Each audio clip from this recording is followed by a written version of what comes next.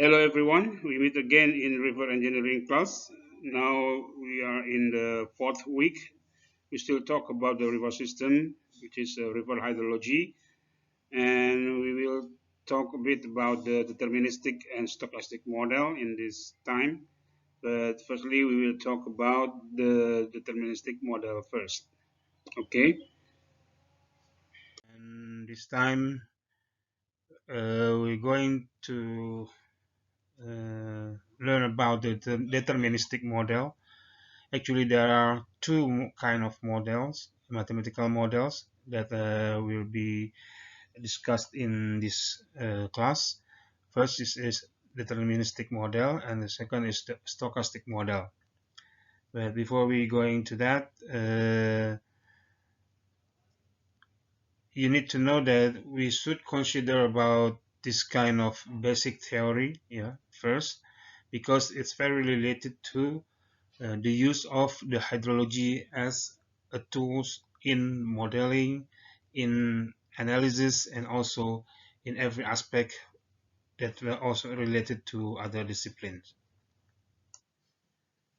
Okay, here the simple scheme that mentioning that hydrology related to the other discipline, yeah, and also in our discipline which is related to river engineering or river hydrology, yeah, it could be used as to control the or utilize the water related subject like a flood, wastewater, intrusion, pollution, and also utilization of a water supply, irrigation, and drainage, etc.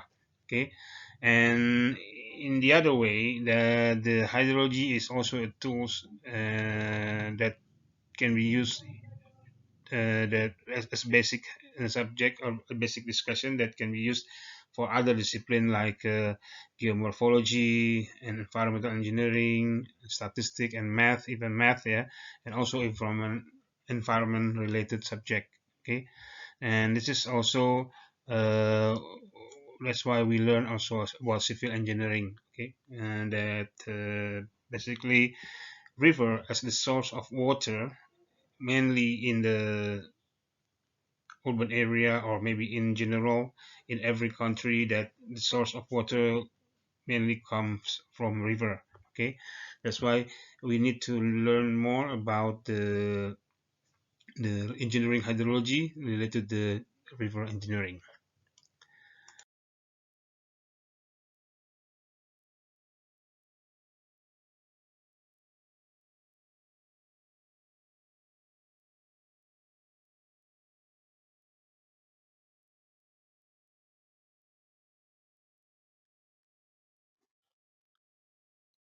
Since we discussed about the river and then it's also can be categorized as surface water, so uh, later on we will talk about the surface water management. Okay, and then to manage this kind of surface water, actually, as I mentioned before, and that related to how we are going to maintain the balance of the water for the human or us as the users, and also it's also provide tools which can control surface water flow, like how much debit or discharge of such a dam or reservoir, yeah, and also the flow in the channel, etc. Okay, at least that's what related to the water surface water management. Okay, and in the model of surface water management, uh, we also know about the optimization and also simulation model, yeah, in order to gain or predict how much water that we can reserve, how much water that we can use, etc. And also there is a static and dynamic model. Yeah, and maybe you've heard previously about the temporal and spatial distribution.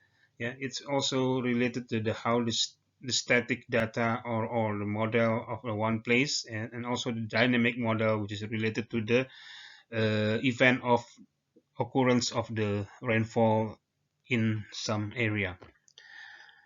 And there's also deterministic and stochastic model, which is where we will going to discuss in this session for deterministic, and maybe in the next session we will discuss about the stochastic model. And also the last one is infestation and operational model. It is more to how you are going to execute like a reservoir routing, and also how much water that we have to conserve in order to operate the dam or the electricity in the hydropower plant, etc. Okay, this is more advanced. And if you remember about this image or illustration, which is our catchment or watershed is considered a system. So what we discuss about the surface water modeling or management is very, very close to what we call a system. Okay, and here in this diagram we mention it as an operator. Okay, later on we will discuss more about this. And since we mentioned about the system, in this case is a watershed as a system, so there are also some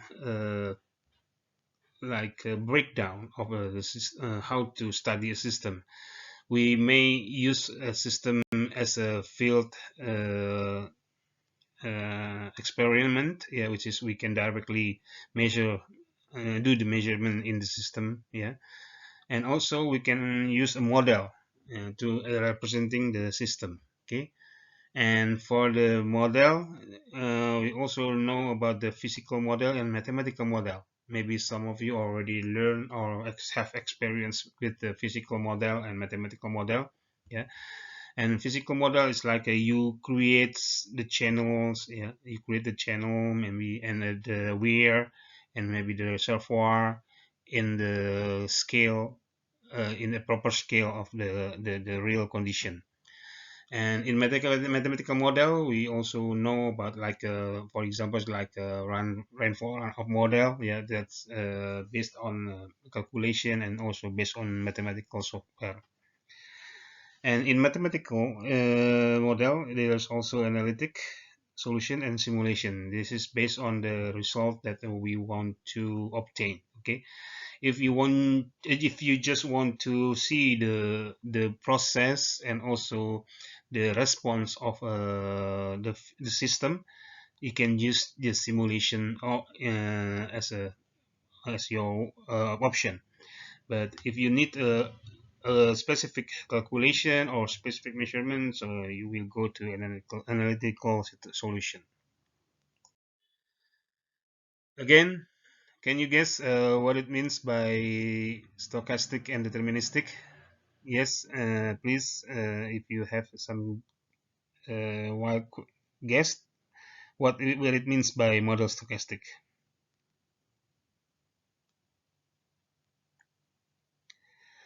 Okay, from the name, stochastic means that it's very related to the statistic. Okay, this is some analysis that needs net consideration about the special event, or some distribution and some data that can be uncertain. Okay, and in this term is like based on the probability technique and consider the uncertainty. Okay, and different with the deterministic. What do you know about deterministic?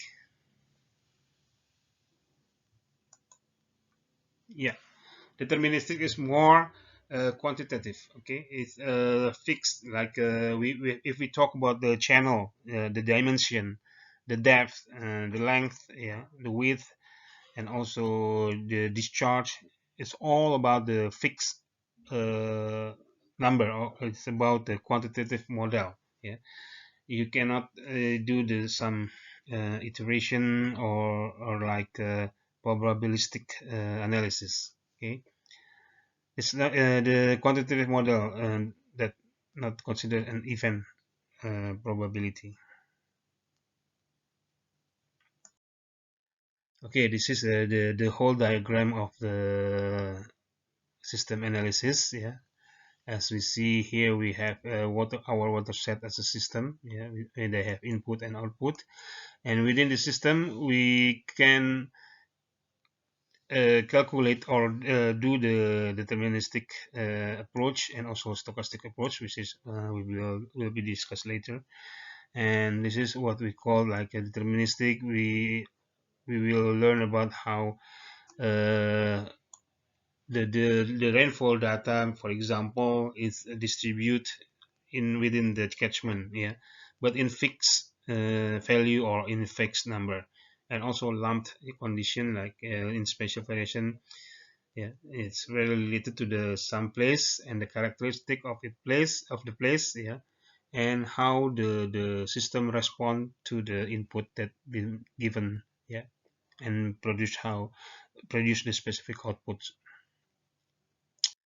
Okay, and this is also you just have to have in mind. You just have to remember this diagram or picture, the whole process within the catchment. Yeah, above catchment and also underneath the catchment. Yeah, inside the catchment. So this is actually the whole system that should be considered. Yeah, what happened actually when we have precipitation in our system. Okay. So each component should be considered as your model. Okay, if there is a groundwater, maybe it's not directly a groundwater system that we talk about, but the capacity of the land or the ground, yeah, infiltrate by the water. Yeah, that's one of consideration. What we know about what later we know about the runoff coefficient. Okay, and then this is what has to become the output of the response of the system. Yeah, this is the rainfall data. Yeah, the distribution of the rainfall normally related to the system. Yeah, and this is what the hydrograph that we will have. Yeah, based on the condition of the system. Okay.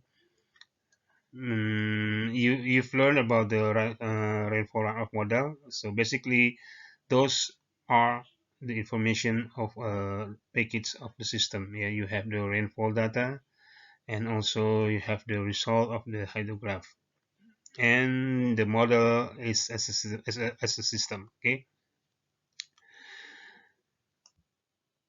maybe you also remember this diagram. Yeah, and then there are some components that you have to remember within the catchment. Yeah, we have the discharge here consists of the coefficient, yeah, the intensity, and also the area of the system. Okay, so actually what happened in the system here, yeah, we can simplify that only the interpretation here and the intensity, yeah, the rainfall intensity, and also some value that representing by the area itself, the catchment, like a coefficient runoff, and also the loss of the water which is infiltrate or percolate into the deep of the ground. Okay,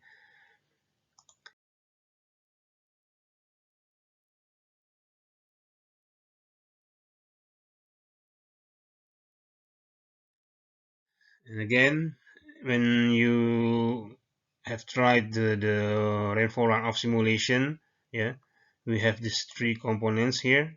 Yeah, the rainfall as intensity, and then the system as what the watershed as the system, yeah, and then the discharge as the result or the hydrograph. Okay, basically we just have to know about the rainfall data, yeah, and the condition of the catchment as the system, and later on based on those two, yeah, this one and this one, we will get the representative discharge that come out from the system. Okay, this is another consideration in deterministic model. but you can read it by yourself about this soil and water assessment tools. Yeah, SWOT, soil and water assessment tool. It is also some model like rainfall runoff model that maybe as your reference you might want to know about this SWOT model. Okay, please go to the material I've been provided, which is further reading, yeah, for your preference, and maybe you can compare it with the rainfall runoff model that you've been used for the water engineering and etc. Okay, basically all mentioned in this diagram is also part of the system. It is more sophisticated than rainfall runoff model. Okay, and we going back again to the system, and then which is mentioning that if we want to calculate or we want to obtain the discharge or the bit, which is representing by the hydrograph. Basically, the most common equation that we use is like rational method, yeah, because this is very simple. Okay, so the runoff coefficient here is already representing the condition of the surface water. Yeah, I mean the surface of the ground, and then the intensity, yeah, could be in millimeter, meter, or inch, yeah, per hour or per day maybe. And then this is what we have to obtain from the rainfall station. Okay, and the area maybe you can find it easily from the map, yeah, from the area, a specific area that already have the, or maybe we can measure the specific area, yeah, within the system that we want to calculate.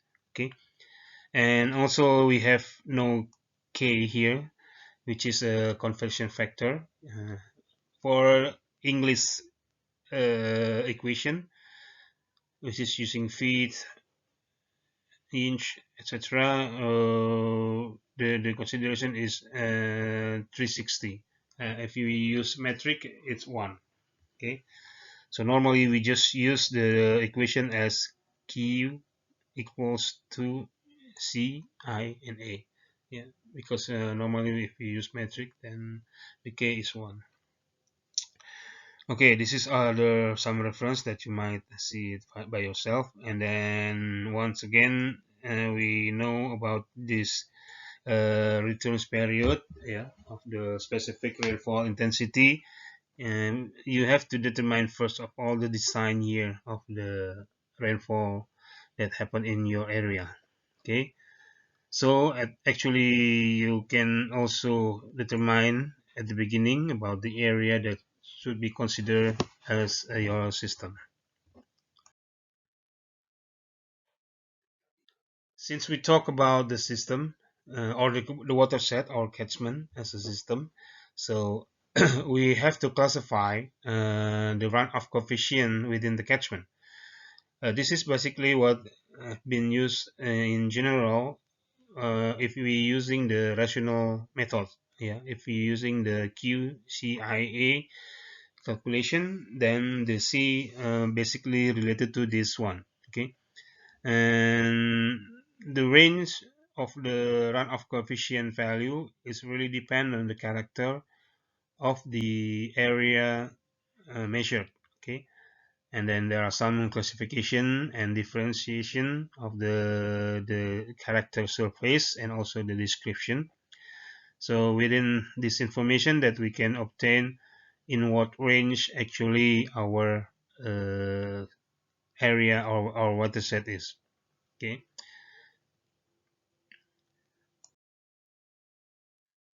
and well, for example, maybe you already familiar with this. I will try to move it forward very fast. Yeah, actually, you just have to determine the function of the land use itself, and then you will find the runoff coefficient. Then you will get the average area or the average uh, uh, of afterwards. Okay, this is what we call the weighted uh, runoff coefficient in the area. Okay, we already know, yeah, in our formula, in the rational formula, we should know about the C value, I intensity value, yeah, and also the area value. Okay, and we already discussed about the C, which is related to the function of the land use, yeah. And now we, and also the area, because that we already have the map, and we already know about which area that we have to consider, means that we already get the C and also the A. Now we just have to focus on how we going to get the intensity data, which is reliable in our calculation later on in the deterministic model category. Okay, this is some example that I've already shown you previously, but this is actually the data, the raw data, the data that should be again interpreted and also summarized into simple data, and then we will get the actually daily precipitation or maximum daily precipitation representing in the area. If we have some data miss, like this one, yeah, this one, yeah, because the intensity of the intensity data is very important, so you just have to find the exact value of the reference station that we are going to use. Otherwise, you cannot use the stations around the area, yeah, if you don't have enough data or complete data. Yeah. So first of all, if we have this kind of data, we need to find the missing data first. Okay, there are two ways to estimate the missing rainfall data. Actually, we know the simple one, which is arithmetic average method. We just have to uh, calculate the whole station data, and then we can get the average. For example, here in 1984, in station P we get 110, and station R we get 146, and in station S we only get 75. So if we combine all together, we sum together, it's about 330 means, and then in average it is 110.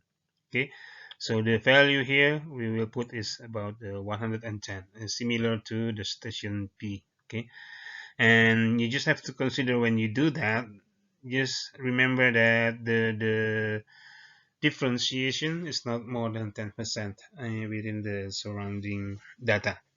Okay, you can do the rest using the same method, yeah, until you get the full data or complete the data. Okay, that's the simple arithmetic average method.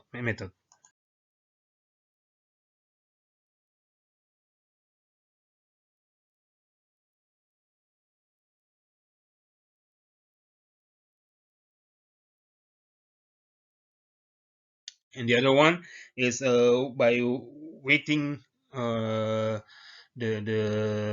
specific, I mean, in the data that missed, we just have to weight from the specific data around the station. Okay, this is the formula here. It's very actually it's easy.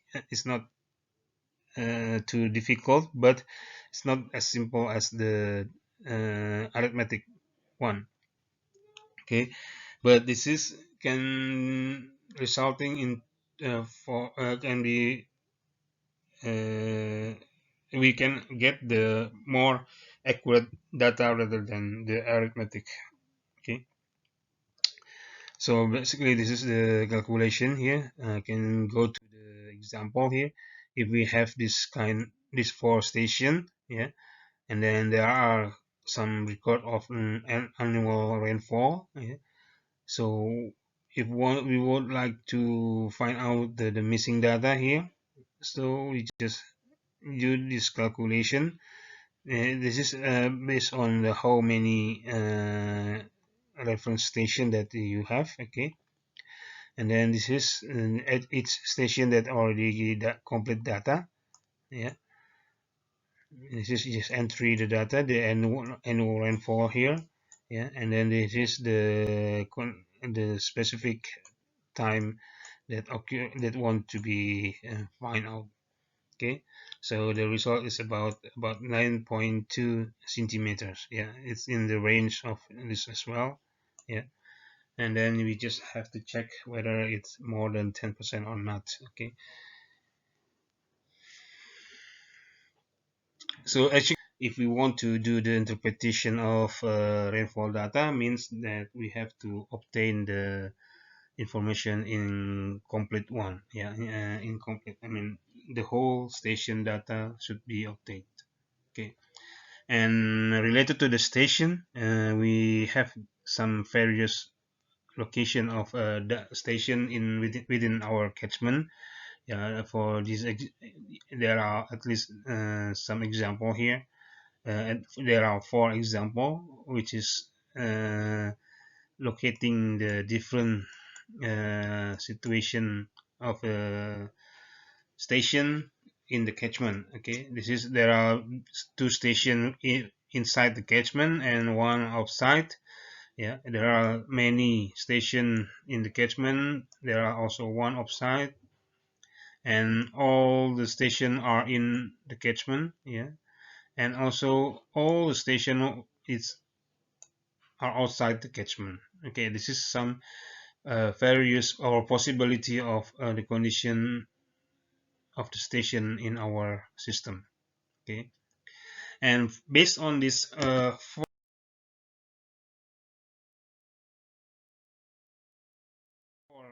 diagram, yeah, we will have this kind of response. Yeah, we will have this kind of response of the measurement of the station itself. Okay, the distribution. Okay,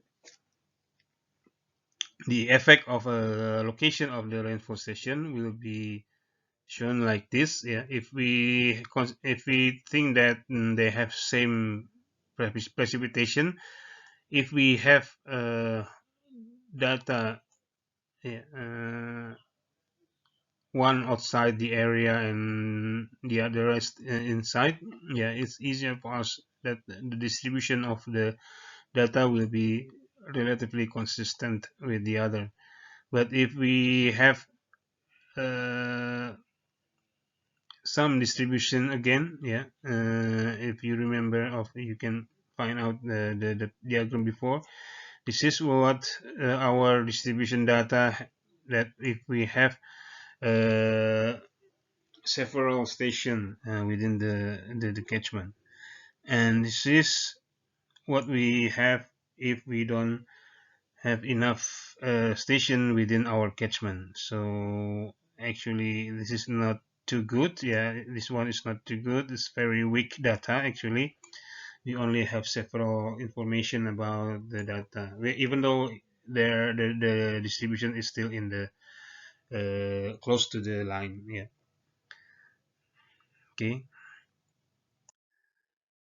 And for uh, calculation of the intensity, and again, you might remember these two. Actually, there are also three: and the Soviet method, Thiessen method, and also arithmetical method. But we don't discuss about the arithmetic because it's very, very simple. And just to remind you of there are after we get the data from the station, we just have to calculate the distribution of the annual rainfall or daily rainfall and find out the maximum rainfall intensity within the catchment. Okay, using these two methods, isoiot and Thiessen. Yeah, I really sure that you still remember both method. Okay, make it fast. So this is the result basically, yeah. And then the isohyet here in your map, maybe you will have distribution of uh, the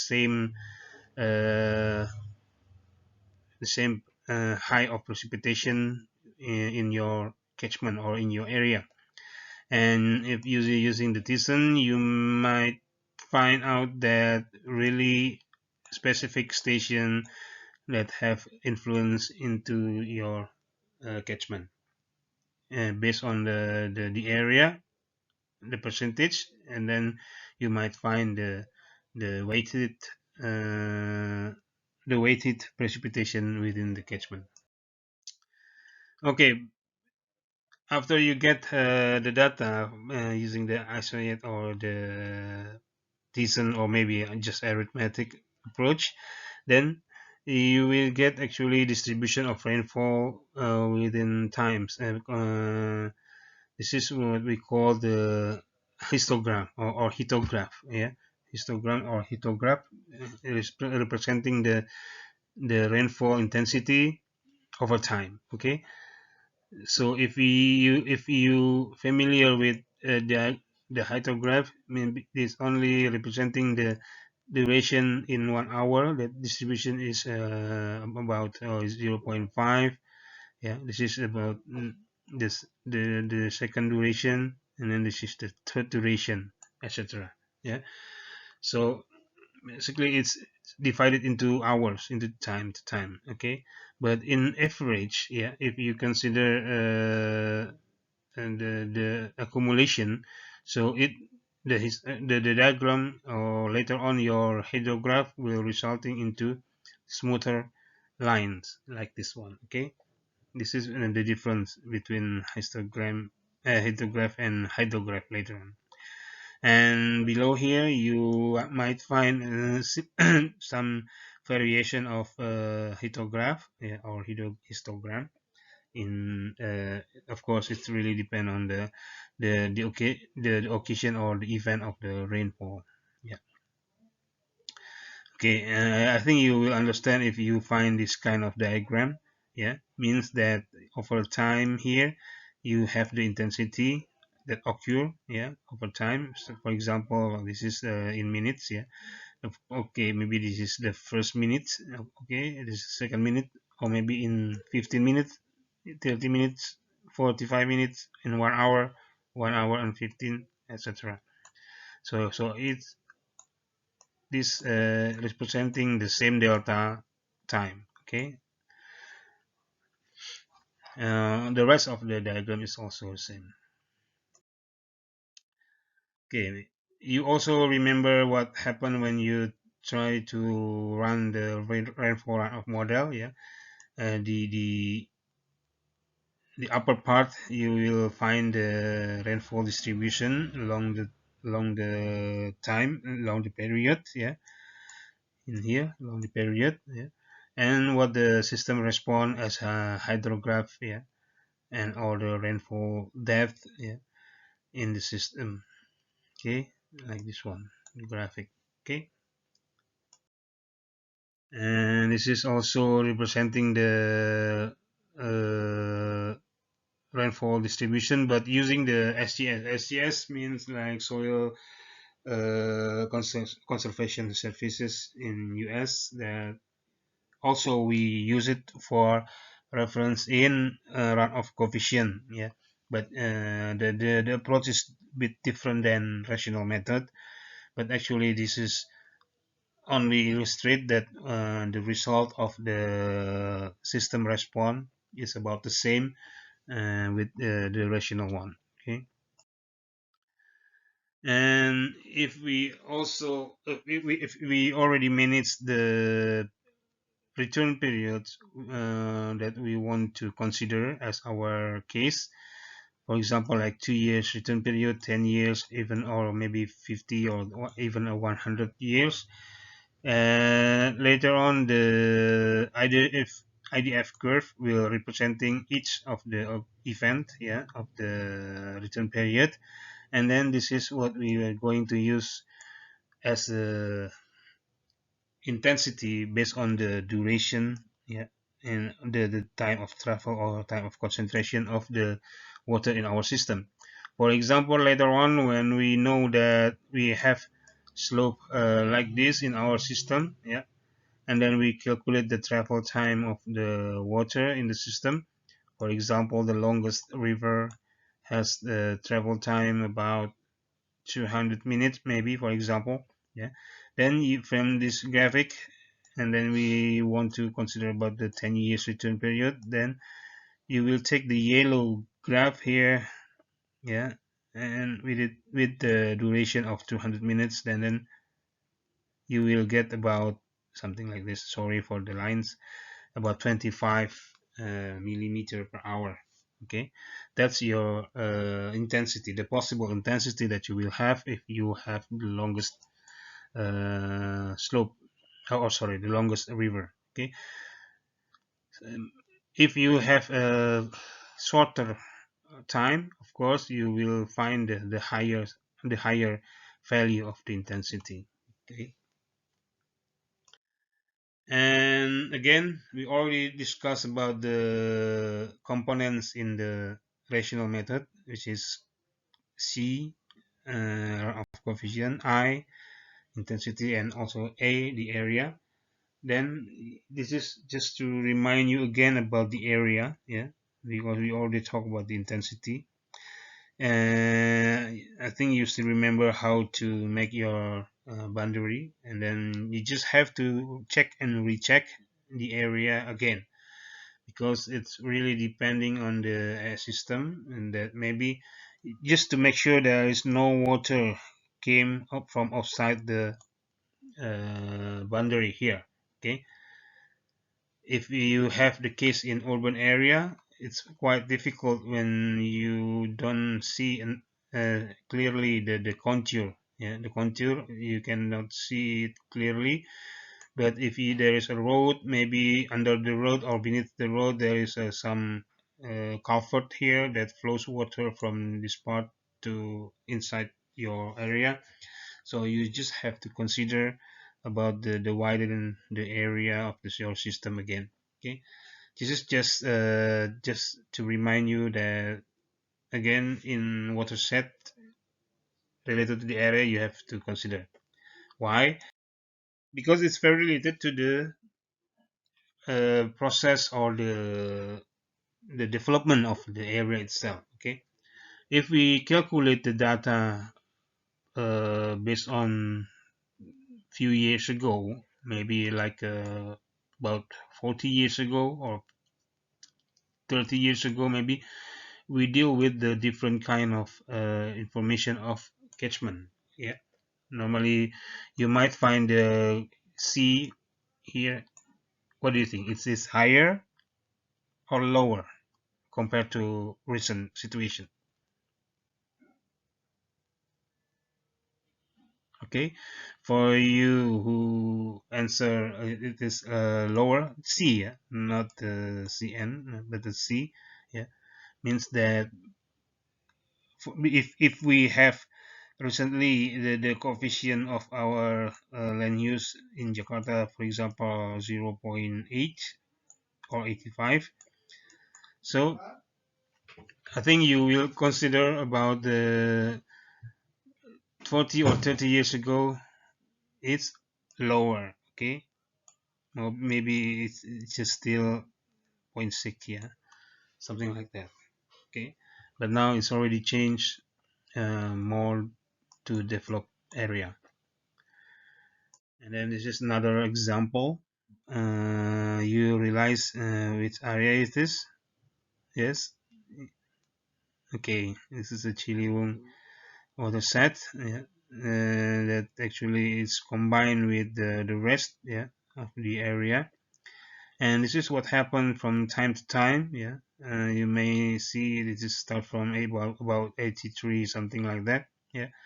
Move to actually it is more than 30 years later. Yeah, and now we are in this current situation in 2020. Okay, this is the prediction actually based on the development of the catchment. So this is one consideration that should be put into account, yeah, about the coefficient that we are going to use. Yeah, it's not just we are not when it is possible. It's not possible for us to using the same coefficient as few years ago. Okay, so we have to monitor about this area, and maybe there are some also some expansive area, yeah, that might be considered. And this is the SRS model, yeah, also related to the land use itself, yeah, and they have specific table, yeah, and if you have the coefficient number, or the curve number in the area, I think you still also remember about how to use this curve number. Okay, when we have this curve number of the area, for example, last time I mentioned about 60. So, and if you have the rainfall, yeah, based on our calculation previously, we have like 6 inch, yeah, of water of rainfall. So you just have to connect the graph of 60 to 5, sorry, to 6. Then you will have the response of about 2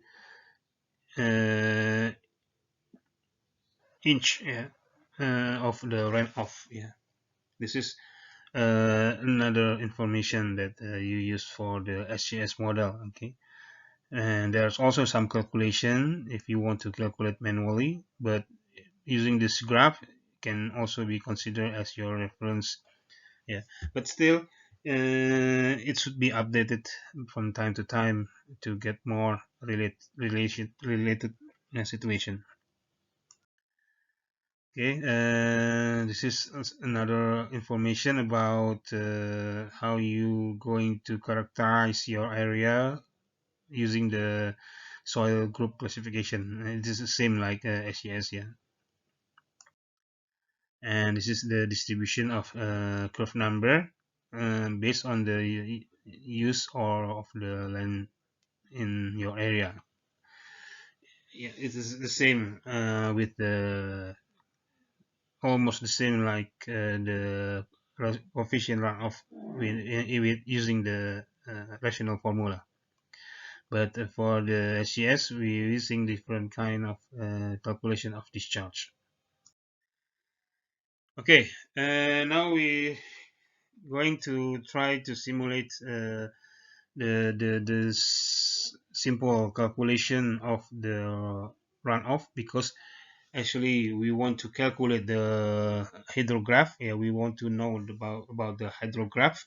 Yeah, in and because as the result of the system, actually there are at least two kind of calculation, which is using the time area method and also your unit hydrograph method. Okay, the time area method of hydrologic and catchment routing transform an effective storm hydrograph into a runoff hydrograph. So if we have the information of the rainfall data, then use by look up to the system, then we know about how to get the hydrograph from the catchment. Okay. Basically, this is how you're going to apply the time area method. You divide it, your area, your catchment, yeah, into several area based on the equal time. Yeah, actually, here you consider if you remember about the histogram or the hydrograph here, we have based on the rainfall data.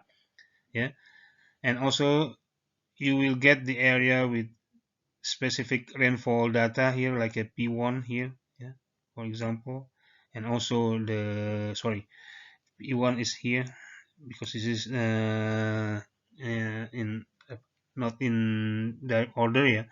It is close to the outlet, yeah. Just to remember that the one that closest to the outlet is considered as the first one. Okay, but in some case you might find one is in the upper part and then maybe four in the lower part, yeah, close to the outlet. But as long as you're consistent with the naming, yeah, it will be okay. Okay, So basically, you divide it into several zones. Like for example, there are 5, 10, yeah, and also 15 record of the data. Okay, so the time travel, yeah, of the water from from the boundary of the area into the outlet. Okay, this is about 5, for example, maybe for 5 minutes. Yeah, and then this area needs about 10 minutes, and this A3 minutes about 15 minutes water. Yeah, and the last one is A4 is the longest one, is need more than 15, about 20 perhaps. Okay, so this is the distribution of the area. Yeah, and then after that you just have to use the simple calculation. Yeah, using this one, you just have to calculate the rainfall data and the area, and then you will produce this kind of hydrograph as the hydrograph in the outlet here. Okay, but don't forget there are time like about this much. Yeah, the same, the interval is the same, 5. So don't forget to summary to sum the rainfall intensity, yeah, with the time lag as well. Okay, you remember, maybe you can find it in the exercise later on. Try to do the exercise first, and then we will move from that. Okay, actually this is what happened. After all, yeah, we have this distribution, and this is the response of each subcatchment in our system. Okay, then we have the total, the bit like this one. Okay, this is how you illustrate the result of the hydrograph. Okay, this is also the, again the some of the one of the method that being used for determining the hydrograph, which called unit hydrograph. Okay, and in unit hydrograph we still have to consider uh, still the same. It's almost the same like the rational method. Yeah, but it's more specifically to distribution of the rainfall based on the duration, yeah, of the rainfall itself. Okay, you might find it in description and also for in the example later on. Okay, you might read it as you by yourself about the definition. Yeah, but the thing is that this unit hydrograph have a strong relationship with deterministic model, which is this unit is really useful in order to determine the total hydrograph or total debit or discharge in the within the system, and this is based on the volume concept. Yeah, so basically it can be reliable, and actually, and then this one is developed by Sherman, which is also one of the founder of the formula in determining the rainfall period. Okay, and some information about the unit hydrograph is representing the area as like rational method that we learned before. Okay, and basically it's really representing the system and also the precipitation as an input, and then later on they have a hydrograph as the output. Okay,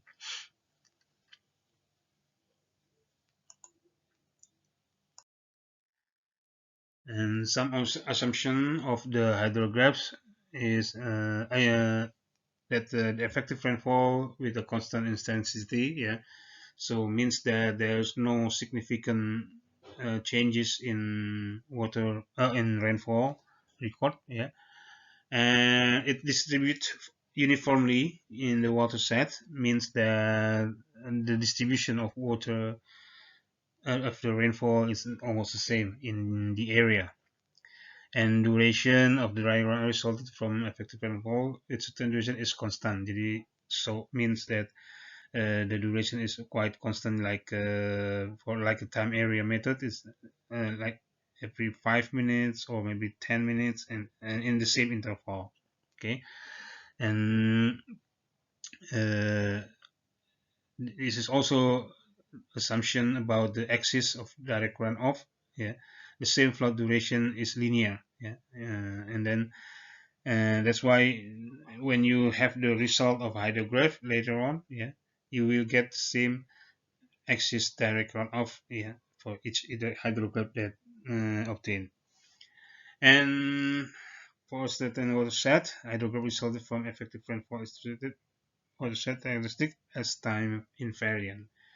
So you might say that a unit hydrograph can representing the occurrence of a rainfall and the result in other water in some watershed, but it also can be used in other watershed.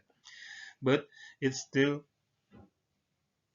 should be considered about the time invariant, because basically maybe in the upper part the unit hydrograph that occur in our system can be the same unit hydrograph in the upper part of our system in previous time, and also it also might as the same unit hydrograph in our lower part in future, okay, in the next period. Okay, that's why that they call it as unit hydrograph.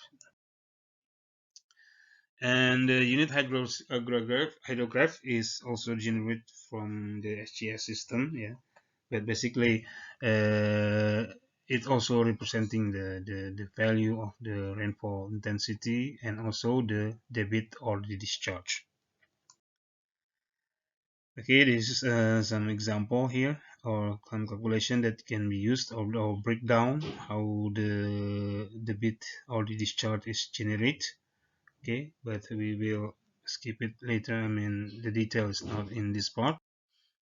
And then you might find some example here how to calculate the peak flow using this equation. Yeah, and there are some data should be input, and you might find the result as the Q or the debit in uh, unit in the catchment.